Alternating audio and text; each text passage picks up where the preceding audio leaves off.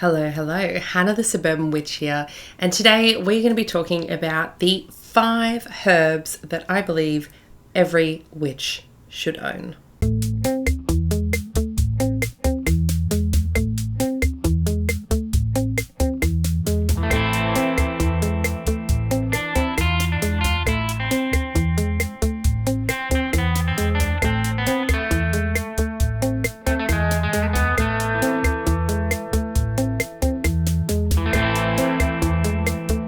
This was so hard. It's so hard to choose just 5. I use herbs a lot. They're such a staple in my craft.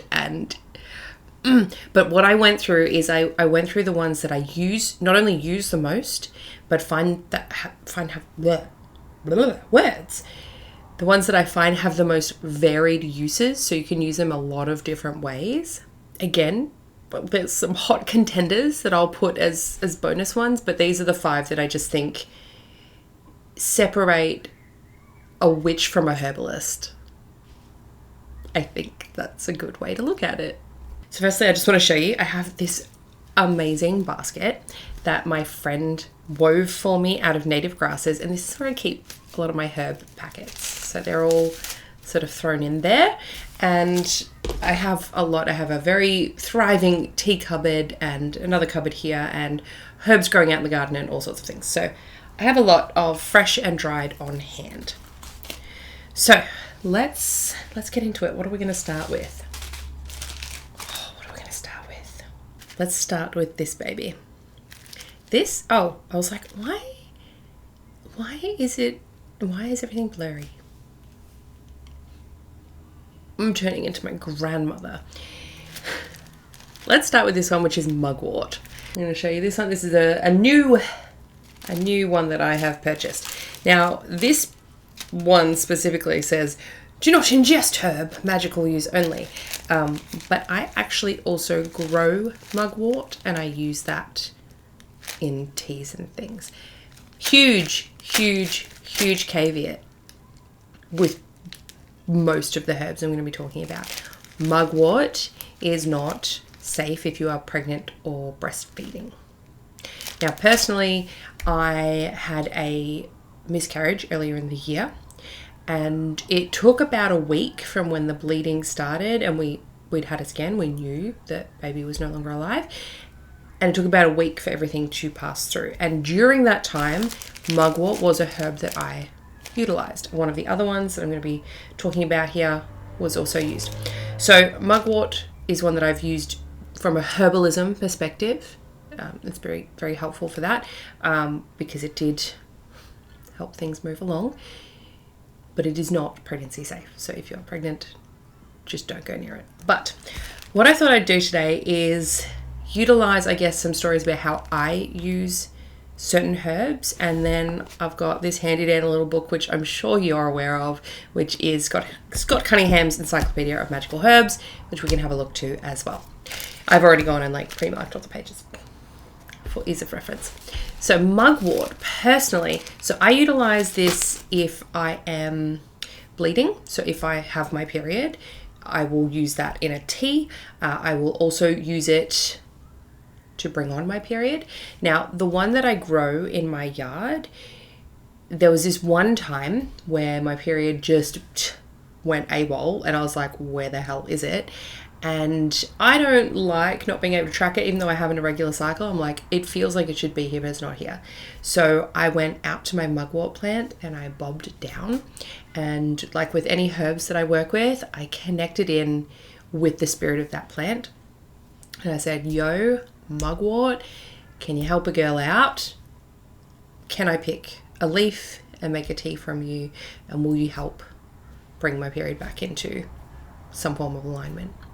And I shit you not, I went inside. It was so funny. It was kind of like a spindly mugwort plant, and it leaned over and patted me, and I was like, what the hell just happened? You know when plants move and there's no wind? It was exactly like that. And I sat there and went, did you just pat me? It was the most amazing, bizarre experience I've had with a plant, where it felt like it listened and it heard and it responded. It was so magical. I felt like the absolute witch of the woods. And so I did. I took the one that patted me. I just snipped off that top little bit, made a cup of tea, and I'm pretty sure I woke up with my period the next day.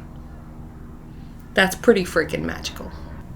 Of course, I then gifted back some of that diluted menstrual blood to my plant, which is very nourishing for them as long as it is diluted, and it's a really great way for us to connect back in with the earth around us. Some people find that weird and squeamish. I'm a witch. Weird and squeamish is my life. So Mugwort. It's also really good at helping you have more like prophetic dreams or increasing your psychic awareness. So if you're working on your psychic abilities, Mugwort can be a really great ally to utilize. If you are doing a spell for increasing your... Sorry, my kids are home today. They're unwell, so I'm trying to work with kid noises. So if you are doing a spell, let's say you're doing a candle spell that is using maybe a purple candle and you're trying to increase your psychic development, I would dress your candle in Mugwort. Ignore the sounds of screaming children, I swear it's fun. Hey darling, I'm just filming a video. Okay, can you close my door? Okay. I'm a witch and a mother. All right, so we're going to have a look at what Scott Cunningham says today. Mugwort, Artemisia vulgaris. Folk names: Artemis herb, Artemisia felon herb, Muggins, naughty man, Old Uncle Henry, sailor's tobacco, and St. John's plant. Not to be confused with St. John's wort. So the gender, because they love to gender herbs, is feminine. It is ruled by the planet Venus, and the element is earth. Deities associated are Artemis and Diana. So it has associations there with the moon as well. Powers: strength, psychic powers, protection, prophetic dreams, healing, and astral projection. Now, magical uses. Place Mugwort in the shoes. I love some foot track magic. In the shoes to gain strength during long walks or runs. For this purpose, pick Mugwort before sunrise. So for this, you would have your own Mugwort plant growing. Saying Tolum ti Artemisia nilasis sim in via. It doesn't actually give us a translation. A pillow stuffed with Mugwort and slept upon will produce prophetic dreams. So you can pop this as well in like a little bag, and like a one like this. You can do a little bag with some herbs, some crystals that are associated with it to increase your lucid dreaming.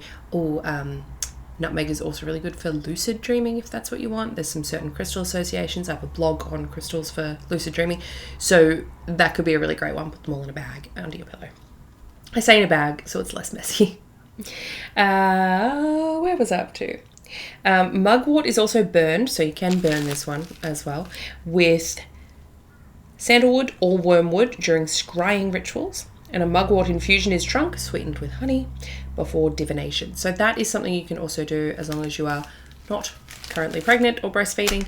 You could make a cup of Mugwort tea and drink that in preparation for whatever divinatory work that you're doing. That's actually something I do recommend in my course, The Art of Psychic Divination. It's a wonderful herb for all of that. Now, herb, plant. Now, again, along with the pregnancy warning risk, I will also say any of the plants that we're talking about today, none of them are completely safe. You need to check if you have things like high blood pressure, low blood pressure. Certain medications can mix not great. So you need to look, you need to be in control of your own health and medical stuff if you're planning on ingesting or consuming any of these herbs. Mugwort, yes, can be done in a tea, but you also don't have to. You can use it in other ways, like dressing a candle, putting it in a bag, that sort of thing. Continuing on, the infusion is also used to wash crystal balls and magic mirrors, and Mugwort leaves are placed around the base of the ball or beneath it to aid in psychic workings. When carrying Mugwort, you cannot be harmed by poison. This is not something I would rely upon. Wild beasts or sunstroke, according to ancient tradition.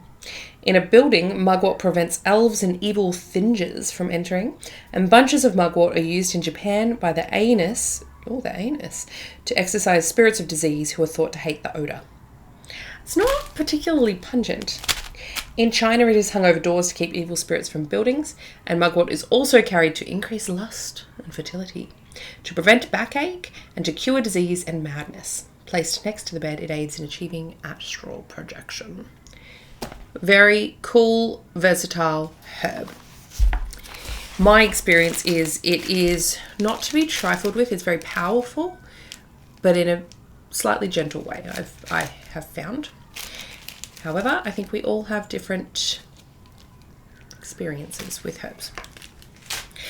Next on the list, let's go with the one that's going to be on the same page because of the alphabetical order, Mullein. Mullein. Now, this one is actually straight from my tea cupboard. I use this one a lot. It is a weird herb when you look at it. It's like, it kind of, I'll see if I can pop some out for you. Making a mess already. It looks fluffy and it feels kind of fluffy. So it kind of, it feels, I don't know, fluffy. Almost like it's a little moldy, but it's not. It's just fluffy. Reminds me a little bit of weed in terms of its look. Not that I would know. Doesn't have a strong smell or anything. It does have a scent, but it's just not strong. Definitely doesn't smell like weed. All right, look, make a mess everywhere, Hannah. Oh my goodness.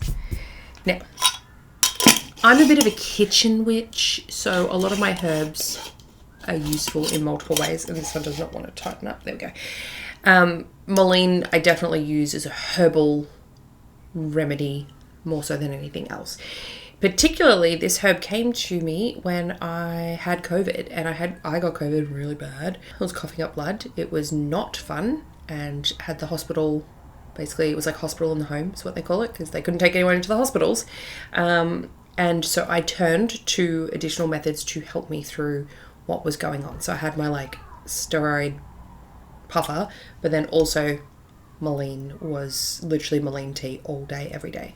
Very strong association with the lungs and helping you breathe. I'm also very prone to things like bronchitis and lung infections, so this one I use frequently. What does it say in here? All right. Verbascum thapus is the name. Folk names: Aaron's rod, blanket leaf, candle wick plant, clot, doffel, felt wart, flannel plant, graveyard dust. Hag's tapers, hedge taper, Jupiter's staff, lady's foxglove, old man's fennel, Peter's staff, shepherd's club, shepherd's herb, torches, velvet back, and velvet plant.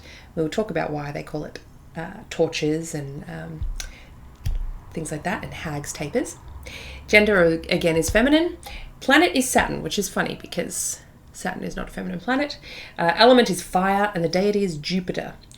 Powers: courage, protection, health, love, divination, and exorcism. Now, I will also note, I don't take everything in this book for lore.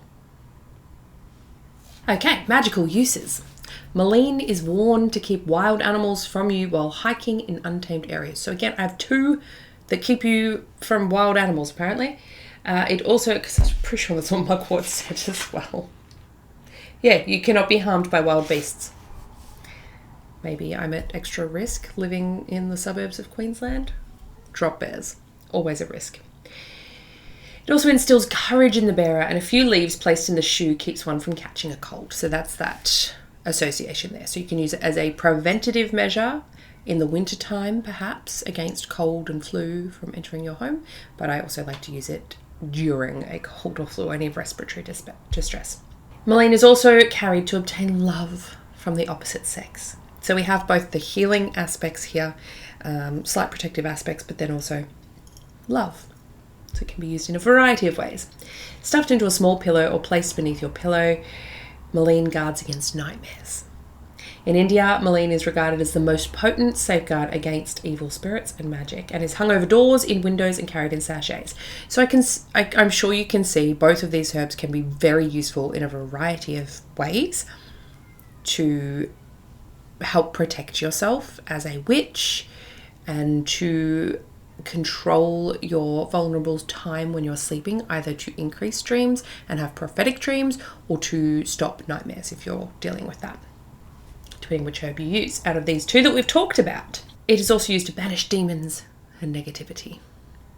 In the Ozarks, men performed a simple love divination. I love hearing about different divinatory methods around the world. The man went to a clearing where a mullein grew and bent it down so it pointed towards his love's house. If she loved him, the mullein would grow upright again. If she loved another, it would die. What a fun little divination method. Graveyard dust, an infrequent ingredient in spells, can be substituted with powdered mullein leaves. Isn't that a wonderful use? If you cannot get to a graveyard, if you don't want to go to a graveyard, I don't always recommend buying it online unless it is from a very reputable source. I have some. Where is it?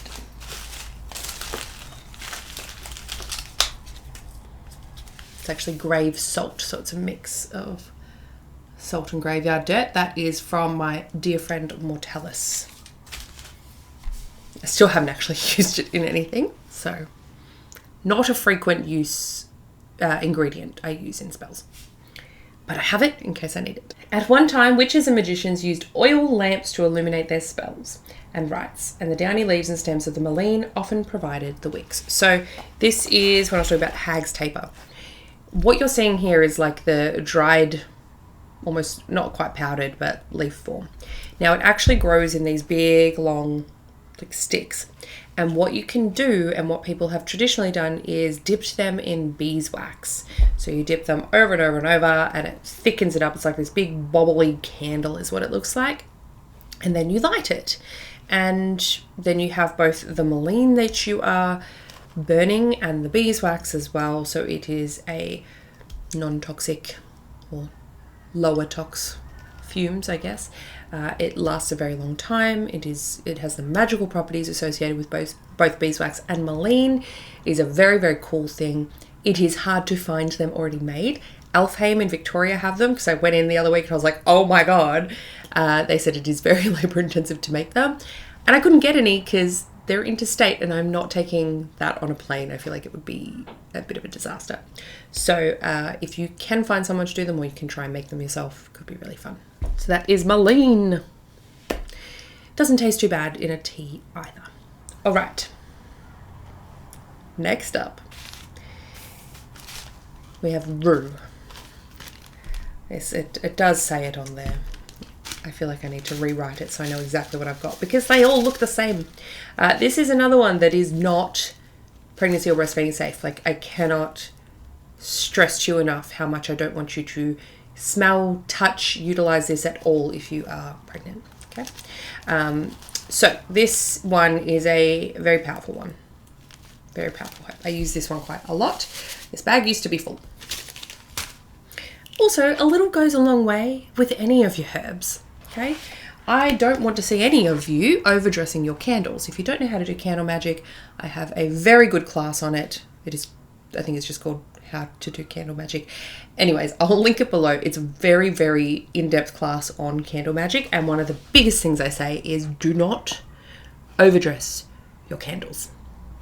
That is a fire risk, and a very, very severe one at that. Ruta graveolens. Folk names: Bashouche, garden rue, German rue, herb of grace, herbie grass. I like that one.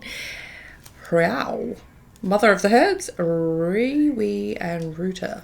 Lots of interesting words there. Gender is masculine. We have a masculine one. Planet is Mars. Element is fire. Deities are Diana and Aradia.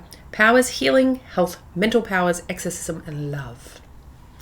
So, magical uses, according to this one: rue leaves placed on the forehead relieve headaches. Again, don't use that if you're pregnant and you got a pregnancy headache. Also, as someone with migraines, I can't say it helps with migraines. So maybe just a standard normal person headache, but not with migraines. Worn around the neck, rue aids in recuperation from illnesses and also wards off future health problems. So there are some necklaces you can get with like a little, you can either put a pouch on a necklace, or you can get like a little lockety type thing. You could put some in there. That could be really cool. It is added to healing incenses and poppets. Fresh rue, sniffed, clears the head in love matters and also improves mental processes. So this is a really great one if you're doing any form of clarity work, like a clarity spell. Rue added to baths. Now this is my main use for it because it ends all hexes or curses, okay? So if I think someone is sending something my way, or even if I've accidentally done something to myself, which does actually happen, I will utilize rue. So it can be used in like a spiritual bath, whether that's in the shower or in the actual bath, or as a spritz or something like that. So it can break anything that's been cast against you. It's also added to exorcism and incenses and mixtures. So if you're having any spirit influence in your home that you're not happy with and it hasn't worked in your normal methods of banishing and protection magic, perhaps turn to rue. It is a very powerful herb. It is protective when hung up at the door or placed in sachets, and the fresh leaves rubbed on the floorboards sends back any ill spells sent against you. The Romans ate rue as a preservative against the evil eye, and the plant was carried to guard the bearer from poisons, werewolves, and all manner of ills. Have I just picked a theme here? A sprig of fresh rue is used as a sprinkler to distribute salt water throughout the house. So if you can get your hands on some fresh rue, you can dip it into any form of salt water or any form of maybe Florida water, whatever you're wanting to do, and spritz around the house. This clears it of negativity. Mix fresh rue juice, doesn't sound appetizing, with morning dew and sprinkle in a circle around you while performing magical acts for protection, if desired or needed. Sounds a bit much to me. Rue is another plant said to grow best when stolen, and indeed its presence in the garden beautifies and protects it. For some reason, toads have an aversion to rue. I actually hadn't read that before. Perhaps I need to grow some in my own garden because we have cane toads in Australia or in Queensland where I live, and cane toads are no bueno for our environment, and we're supposed to kill them if we see them, but I just can't bring myself to do it, so maybe I'll grow some rue instead. Anyways, that's rue. Now when we're looking at, for example, where's my mugwort? Where did I put you? Rue versus mugwort versus mullein. All these three that look so similar when they're dried. Mullein feels the softest to me energetically. It feels the softest and the gentlest. Followed by mugwort and then rue. It doesn't come across in that book, but this is like one of my most potent, powerful herbs that I have on hand, just mainly because of the way I've seen it work. But even when connecting in with it, it's intense. It feels intense to me. All right, so that is 3 herbs. We've done 3. Now, the other 2 that I want to talk about. Oh, I think I accidentally picked more than... I accidentally picked 6. I'm quickly cutting down in my head which ones to use. So the next 2 that I love having on hand, gosh, we're going to have honourable mention. The next 2 that I love are 2 that are not actually in the book. So Cunningham didn't think they were necessary. I do. The first one, lemon balm. Lemon balm. Again, straight out of my tea cabinet. I use this a lot. I'm going to show you one way that I do. This one. This is a lemon balm tincture that I made. I utilize this herb so much, herbalism wise. So lemon balm tincture is one way that I use it. I infuse oils like coconut oil or olive oil with lemon balm, and then I make salves with lemon balm infused oils. So it is such a gentle, versatile, wonderful herb. Now, lemon balm is actually from the mint family. So it's similar in terms of, if you know ways that you might use mint, you can also bring lemon balm into that as well. Likewise, if you have any issues with mint, I wouldn't recommend using lemon balm internally or externally. Now, I even have, just literally next to me, this little guy. This is lemon balm. We can see it's Melissa officinalis. Now, if you see officinalis on the end of a herb, don't fall over, there we go. That generally means that it has a long association with medical usage or herbalism usages. Now, I have what's called a starter monograph, which is a herbalism, basically 101 on this herb. So since we don't have it in this, I'm going to read it from my Apothecary at Home herbalism monograph, so you can get a little bit of a gist of at least the herbalism properties. Common names are lemon balm, melissa, balm, bee balm, and honey plant. It's from the mint family, which is the Lamiaceae. I probably pronounced that wrong. And usually we just use the leaves. So it's a mild antidepressant, mild antispasmodic, nervine tonic, sedative, carminative, diaphoretic, antiviral, and antioxidant. It has a bunch of amazing uses. Preparation types: tea, tincture, glycerite, and salve. That's the best ways to utilize this herb medicinally. Now, if you are wanting to use it magically, you can extend that out to pretty much the same way we would use any herbs. So you could do this in a floor wash, you could do it in a room spray, you can put it into a bath, you can put it under your pillow in a sachet, you can use it to dress your candles, you can sprinkle it in a circle around the working that you're doing, you can use it as an offering, whatever you want. Okay, really good. Most of them you can pretty much do that with. So, clinical uses for this herb. Along with helping the nervous system, it's been used for asthma, fevers, migraines, cold sores, herpes, shock, vertigo, menstrual problems, hypertension, gout, insect bites, and skin infections. I actually used lemon balm with the mugwort that I picked and some nettle when I made my teas for both bringing my period back and also easing everything when I was having my miscarriage. Hypertension, gout, insect bites, and skin infections. So I use lemon balm in a salve, as I mentioned before, and we use that on insect bites. We use that on when you get a hangnail. We use it for everything.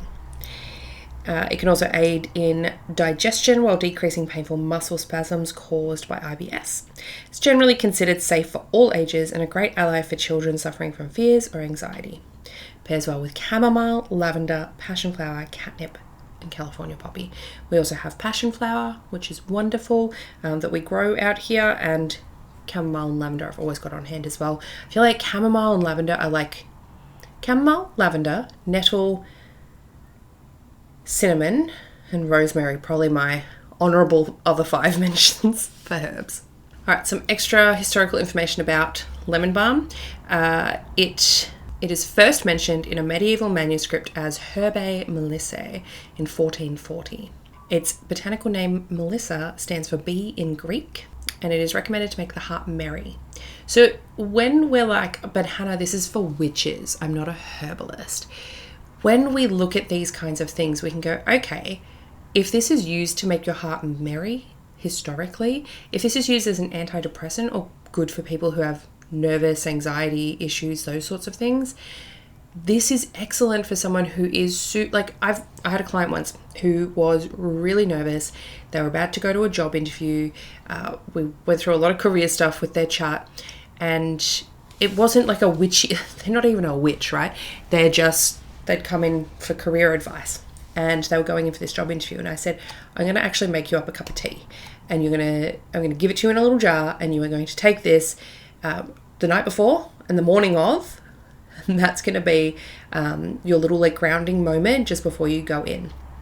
Anyway, it had lemon balm in there, absolutely, and afterwards they were like, thank you so much, that was the best thing I could have done. I felt so calm going into it, right? Now, of course, I didn't just give them herbs.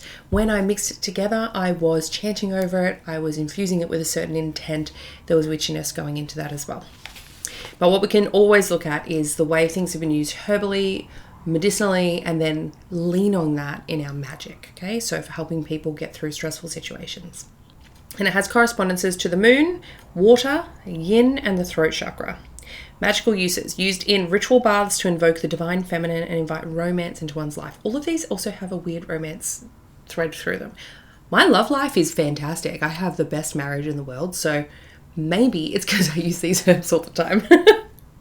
Also worn as a charm to attract a lover and prosperity.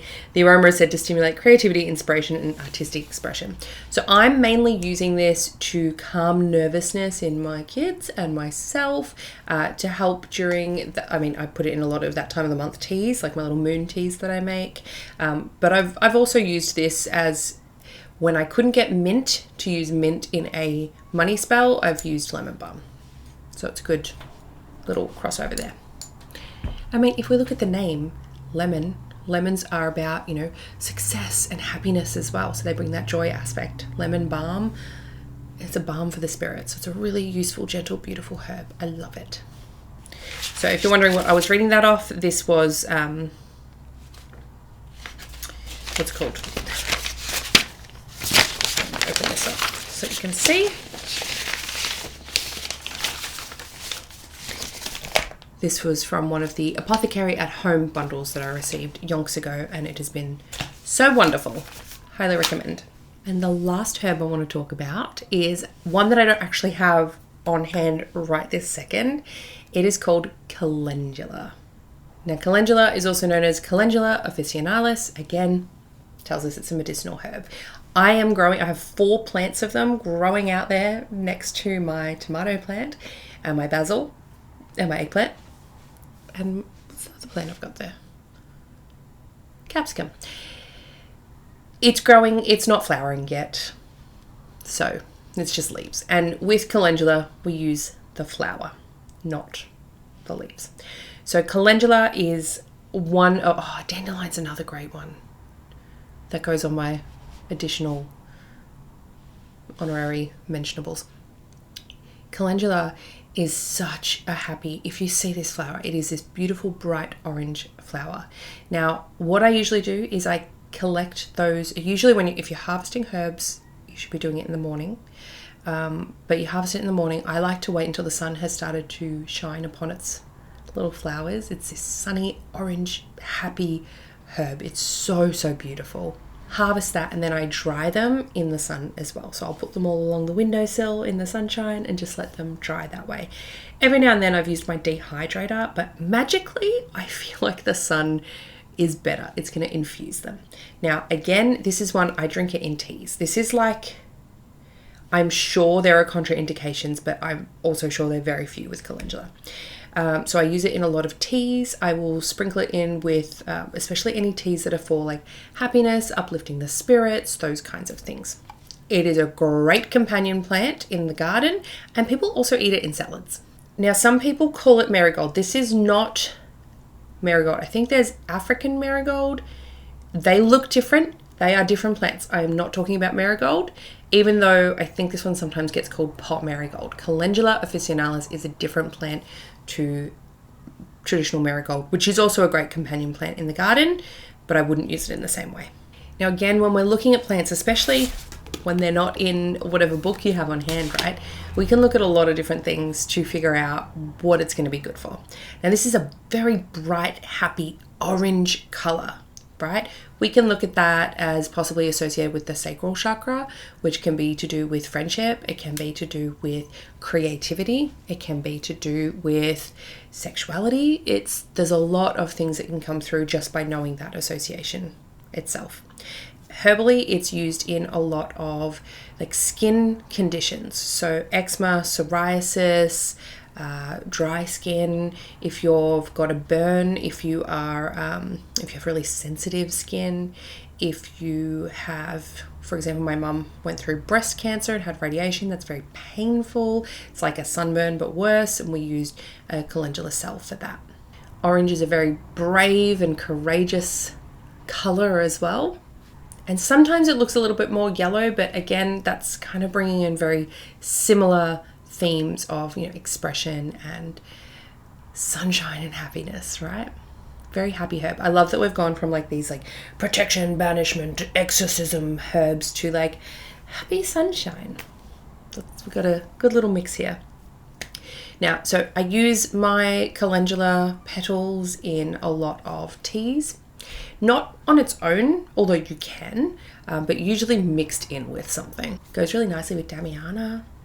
It's a lovely herb. Then I also use it similar to how I will use my lemon balm. So I'm not using it in a tincture. A calendula tincture doesn't feel right to me at all, but I will use it itself. So I'll often infuse with the sun. So I use a sun infusion method. So you fill up, let's say you have a jar. No.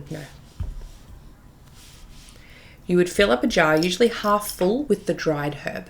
Dried herb, dried herb. Do not use fresh herbs for this, okay? They have to be bone dry, crispy, because we don't want any moisture in there, because that's how botulism happens. So half full, there's a reason it's half full, and then you fill it with oil, okay? Now, if you're doing a tincture, it's the same thing, but you fill it with alcohol. Now, tincture, different process. I'm pretty sure I might have a video on how to do that. If I don't, I have a short, but I don't know if I've put it on YouTube. That's okay. I might even create another one. Let me know if you'd like that. If you'd like a how to make a tincture video, let me know. So halfway fill, and then you just fill it until it's all completely covered with your oil of choice. Some people use olive oil, coconut oil, fractionated coconut oil, so it doesn't have the coconut smell. And what else? Safflower oil, I think some people use.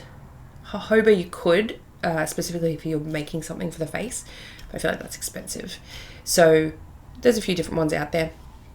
I preference olive oil, just my own preference. So you fill it, and then you pop it on a sunny windowsill, right? And you can also do this in a slow cooker if you are short of time. But I like to put it on a sunny windowsill for a couple of weeks. Just let it sit there. At least 2 weeks, right? And we get a lot of sun here, so it's nice and hot and lovely. So then once you're done, you can just use the oil as is, right? You can do the same with something like rosemary and make a hair oil, but with calendula, I usually then turn it into a salve. So I will mix that infused oil with usually either some beeswax or some soy wax and some essential oils, and go from there. Now, when you are looking up this plant online, you will see associations with the dead. I don't agree. The reason for this is marigolds, the other one, is often used in things like Dia de los Muertos, Day of the Dead, and used in altars and ancestor altars and offerings and things like that. That is a different plant. So I don't agree with that association personally. I think the other marigold, yes. Calendula, no. Personally, I use it for creativity spells, for happiness spells, for spells around children or work around children, for gentleness, for beauty. Now, it's not a traditional association with beauty, but I have used it that way because of its ability to heal the skin, right? Which is our outward portrayal of beauty a lot of the time, in terms of if we have marks or scars or eczema and things like that, this often can make us a little bit self-conscious about our beauty or our outward appearance. So that's just my own personal association that I use with it. It's definitely going to be ruled by the sun and by Leo, so it's got that aspect to it too. If you want to shine your magical self out there, step into a more authentic version of yourself, I would be utilizing this herb. It's also safe if you have cats or dogs to grow this herb. Like, it's going to be fine. Same with kids around. Like, it's a very safe, gentle, beautiful herb to use. I'd also use it in abundance magic, because anything that's like yellow or orange I often use in abundance and success work. So it's so versatile. There are so many versatile, amazing herbs that we have talked about today. So I would love to hear what's on your top 5. Do you agree with these? Do you disagree? Have you used these? Or any new to you? What is going on with you and your magical herb practice? How do you like to use your herbs? Has there been anything I've missed? I would love to hear about it. Of course, as I said, honorable mention, things like cinnamon is so amazing. I wish I could talk about them all. Nettle as well. Nettle is another favorite. I think that's more, it's more lemon balm. I've got lots of nettle in there as well. All of these things are just such wonderful companions, allies, friends, spirits. I think they're wonderful. I always recommend you connect with the spirit of the plant before utilizing it in anything magical or even healing and medicinal as well. That's just my personal suggestion to you. I mean, we're witches, that's what we should be doing, right? And if you're keen to learn anything more, especially about candle magic that I was talking about, I have a whole class on how to do that, which does talk about herbs and dressing your candles and things like that as well. So I hope this video has helped you, has educated you, has given you some food for thought or herbs for thought, and I will chat to you next time.